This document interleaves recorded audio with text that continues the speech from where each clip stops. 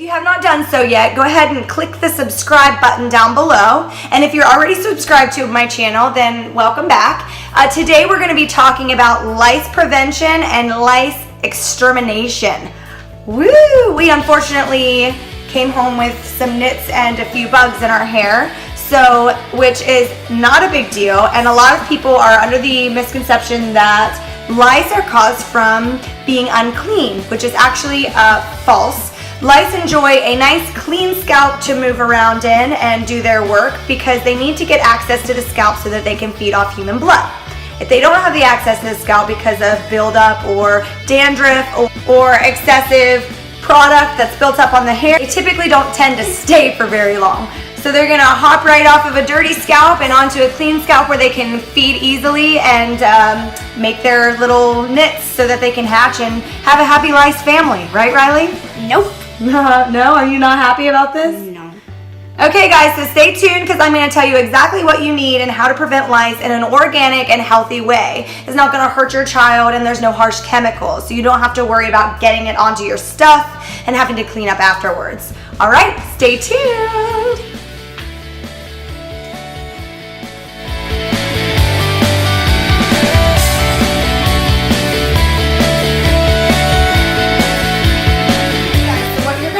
Is either mayonnaise,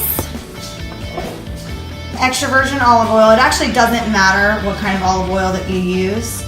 I like to use organic olive oil, so this is what I'm going to be using today. Or you can use coconut oil, and I do always buy organic coconut oil. This is a safe alternative to the harsh chemicals that you find at the doctor or if you get a prescription. Fairy Tales is a great brand. If you can find it, it is a professional product, so you do have to get it from your stylist. This uses rosemary and citronella. It also has tea tree oil in it, and it's a pretty gentle alternative also, but this is just a prevention, so this doesn't actually kill the lice, but you can start using that after you shower to help prevent your children from actually getting the lice back. And you need tea tree oil. I get my essential oils from my doTERRA rep. You can find essential oils pretty much anywhere, but you do want to make sure that they are 100% pure since you are putting this directly onto the scalp. You don't want to burn your child or yourself, depending on who you're going to need coffee.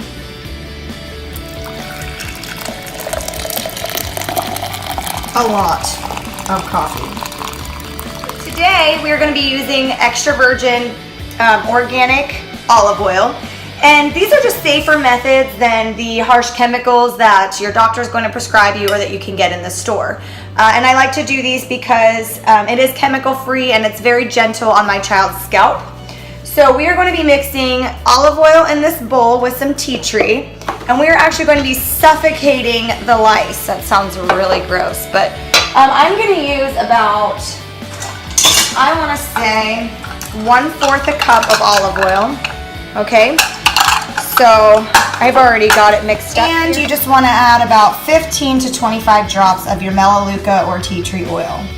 After you're finished mixing everything in the bowl, you're going to apply it to your child's head, like I've done so right here. We already did this morning because she's probably been sitting in this for like 3 hours because I am a hairstylist. So I cannot afford to get lice. So when we saw the nits and she did have a couple of actual live bugs in her hair, we immediately started treating. I cannot get lice because I never wash my hair. So I do suggest also, guys, if your child is getting lice, to go 3 to 5 days without washing. It's not going to hurt them, and it's actually not gross. The natural oil is secreted from your sebaceous glands and your scalp. It's really good for your hair. It's not a bad thing to not wash your hair. We go a pretty long time without washing our hair in this house.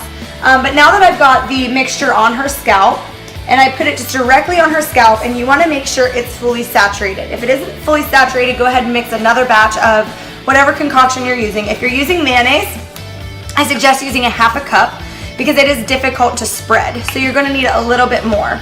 Coconut oil, make sure that you're heating it up in the microwave just a little bit, just a few seconds. It doesn't take long for this to turn into a liquid. And make sure that you're coating the entire scalp with the coconut oil and the tea tree. Also, guys, please don't judge me because I have not done my makeup today. So where you're usually used to seeing me all done up. Today's not one of those days because I'm a mom. So after everything's on the scalp and you feel that it's fully saturated, what we're gonna do is you're gonna take your saran wrap out of the box. This is just easier. Pull it open, if I can get it. There we go. And you're just going to start wrapping your child's head.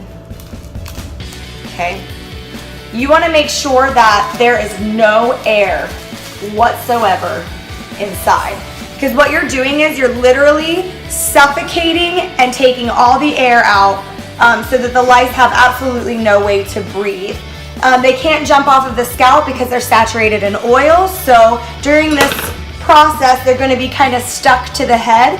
And then the heat from your scalp's going to kind of pull that plastic in. You're going to notice that you're going to start sweating. She's already sweating. She's got drips of, but we're going to keep this on her for probably about 5 hours, which seems excessive, but it is a lot safer than the chemicals.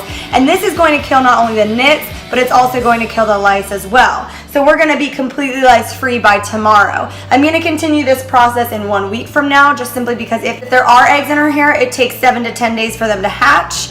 And then 7 to 10 days after that for them to actually lay their own eggs. So you want to make sure that every week you're following up with whatever treatment plan that you have for the lice prevention.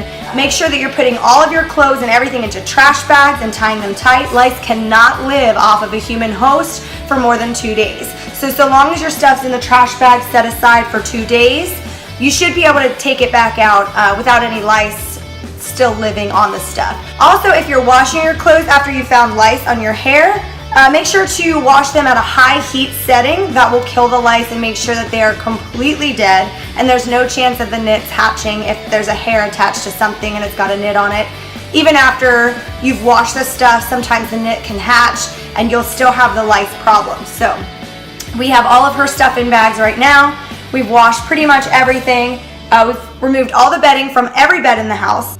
And because lice can hop around in soft places like carpet, your couch, wherever, we are doing all of this in my kitchen. And there's really nowhere for the lice to get onto so that they can stick and survive. So you want to make sure that you're doing this in a room that has no carpet, no beds, no couches, nothing in it that the lice can jump onto and hold on.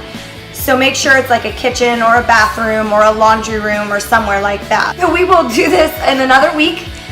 She's gonna have to wear this around the house in a week or so for about 5 hours again. And then a week after that, we'll do it one more time. Are you excited?